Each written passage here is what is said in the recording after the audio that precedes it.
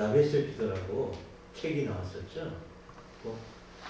공전의 힌트를 줬죠. 전 세계에 힌트를 줬는데, 자, 이 야베스가 어떤 기도를 했을까요? 오늘 10절 말씀 보니까 야베스가 이스라엘 하나님께 아뢰어 기도 가로되 원건대 주께서 내게 복의 복을 받사 나의 기경을 넓히시고 주의 손 나를 도우사 나로 환난을 기막근시 못게 하옵소서 하였더니 하나님이 그 구하는 것을 허락하셨더라. 이보다 아름답고 형통할 수 있겠습니까? 그래서 오늘날 사람들이 야베스 기도를 참 본받아야 됩니다. 이 야베스가 본격적으로 주목을 받은 것은 브루스 윌킨스 목사님이 지었던 야베스 기도, 이 책이 소개되면서 큰 주목을 받았습니다. 이 책은 미국에서 발행되자마자 500만 부 이상 팔렸습니다. 기독교 서적이 일반 서적을 제치고 판매 부수 2위까지 기록했던 것으로 유명한 책입니다. 이 책을 읽고 수많은 사람들이 야베스 기도를 드리게 되었고 그 결과 상상할 수 없는 놀라운 일들을 많이 경험하게 됩니다. 저자인 윌킨스 목사님은 30년 넘도록 야베스 기도를 드렸다 그럽니다. 그 결과 하나의 놀라운 축복을 받았습니다. 그가 발행하는 복음 잡지 중 10가지가 무려 1억 부에 출판 부수를 올렸다고 그렇게 말했습니다. 그러나 생각해 보시기 바랍니다. 우리 한국 성도들 중에 야베스 기도를 드렸거나 드리지 않는 사람이 누가 있습니까? 모두가 복의 복을 받고 형통하며 환난 얻기를 갈망합니다. 날마다 이 기도를 빼는 사람은 거의 없을 겁니다. 그렇다면 모두가 다 그와 같은 형통함을 누리고 있습니까? 응답받은 사람도 많지만 그러나 현실은 그런 것만은 아니라는 것을 우리는 보게 됩니다. 자, 무엇이 문제겠습니까? 진정하고 축복된 야베스 기도자가 잘 되려면 우리가 알아야 됩니다. 기도의 내용도 중요하지만 기도하는 자가 더 중요하다는 것을 우리는 알아야 됩니다. 기도한 자가 더 중요합니다. 시편 66편 18절 말씀에 내가 내 마음에 제약을 품으면 주께서 듣지 아니하시라고 말씀하셨습니다. 성경은 의인의 기도를 들으신다 했지 악인의 손을 이루신다는 말씀은 없습니다. 야베스도 마찬가지입니다. 성경은 야베스의 기도의 내용도 소개하지만 야베스가 누군지를 더 먼저 소개하고 있습니다. 역대상을 읽어보면 1장부터 9장까지 계속 족보가 나옵니다. 500명이 넘는 생산 인물들이 등장합니다.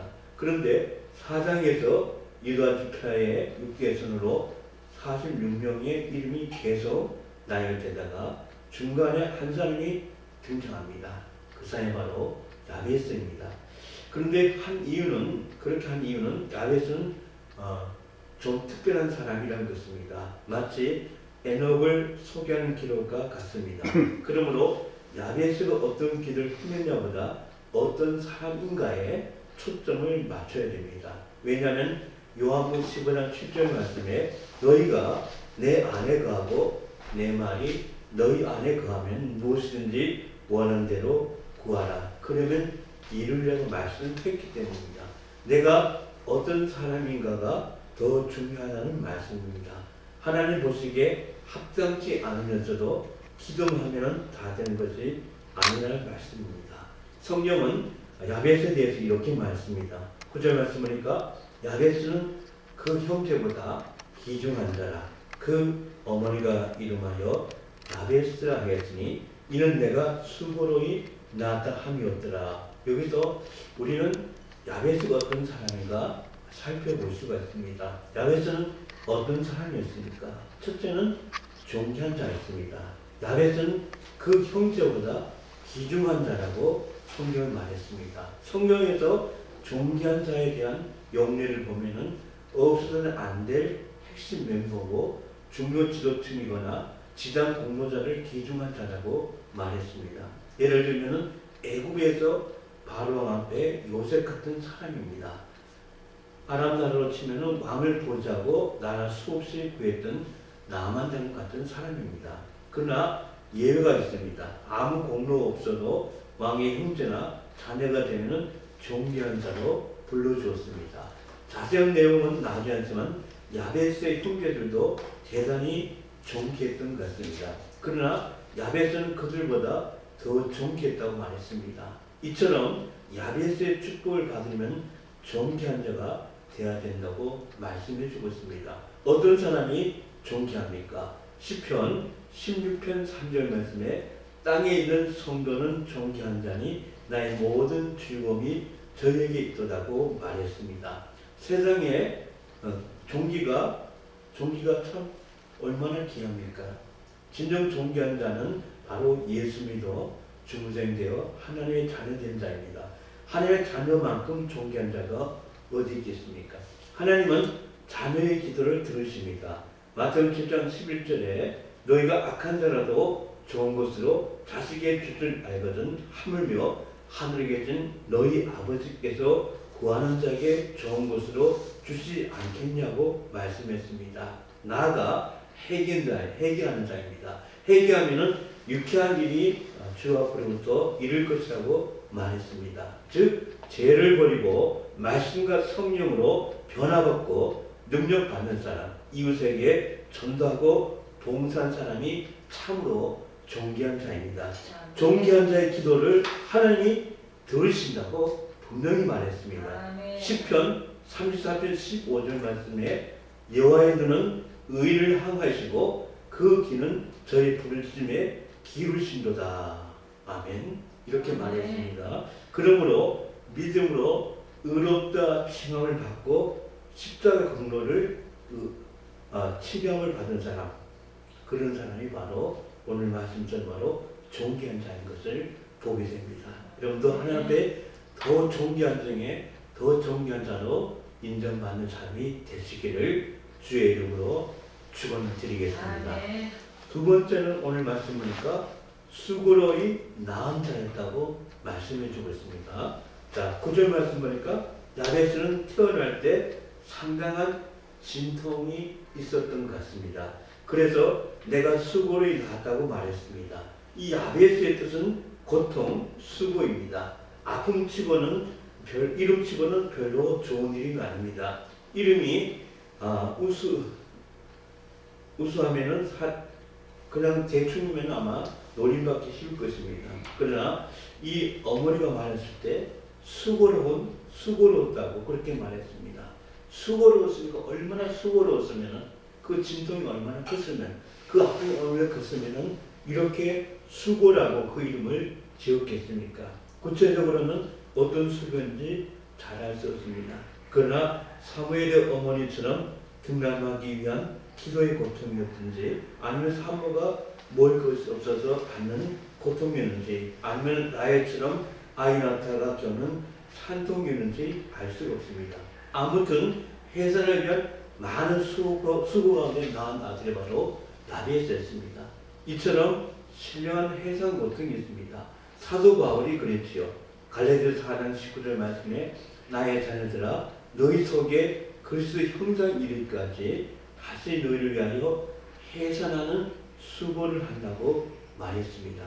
바른 복음 진리 안에 세워서 참 믿음의 사람으로 거듭나게 한 일을 일컫는 말씀입니다.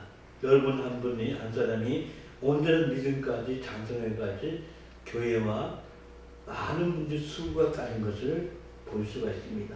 이처럼 교회의 수고의 결과물이 되는 것을 보게 됩니다. 교회는 성도의 믿음을 온전케 하는 것입니다. 믿음이 온전한 사람이 되어야 됩니다. 장성한 성도가 되어야 됩니다. 데살로니가후서 3장 5절 말씀에 주께서 너희 마음을 인도하여 하나님의 사랑과 그리스도의 인내에 들어가게 하시기를 원하노라고 말씀하셨습니다. 과연 하나님의 사랑이 있는 성도, 정말 그리스도의 고난에 동참할 줄 아는 성도가 되는 것이 무엇보다 중요한 것입니다. 하나님의 사랑과 그리스도의 그 고난에 동참할 수 있는 그런 정말 주님이 기뻐하시는 수고로운 자, 하나님 수고의 인정하는 그런 사람, 그런 축복된 삶이 또한 되시기를 주의 이름으로 간절히 축원을 드리겠습니다. 세 번째는요. 세 번째는 기도한 자였습니다. 10절 말씀 보니까 야베스가 이스라엘 하나님께 아뢰어 가로되 말했습니다. 이건 뭡니까? 기도했다는 말씀입니다. 한 사람이 천국에 갔습니다. 베드로가 나와서 친히 천국을 안내를 해줬습니다. 이방저방 열어보았는데 어떤 한 창고에 이르렀더니 갑자기 베드로 사도가 깜짝 놀라면서 문을 닫고 보여주지 않는 것입니다. 베드로 사도님, 그 안에 뭐가 있는 것입니까? 거기에는 들어갈 필요가 없습니다 하고 막는 것입니다. 그는 천국에서까지 이렇게 감춘이냐고 더 보여달라고 말합니다. 때렸습니다. 베드로 사도가 이곳은 당신이 안 보는 것이 좋습니다 하고 말합니다. 그래도 간청하고 또 간청하니 문을 열어주는데 별의별 포장지로 쌓여진 선물이 가득 차 있는 것입니다. 더 놀라운 것은 그 선물에 전부 자기 이름이 쓰여 있었다는 것입니다.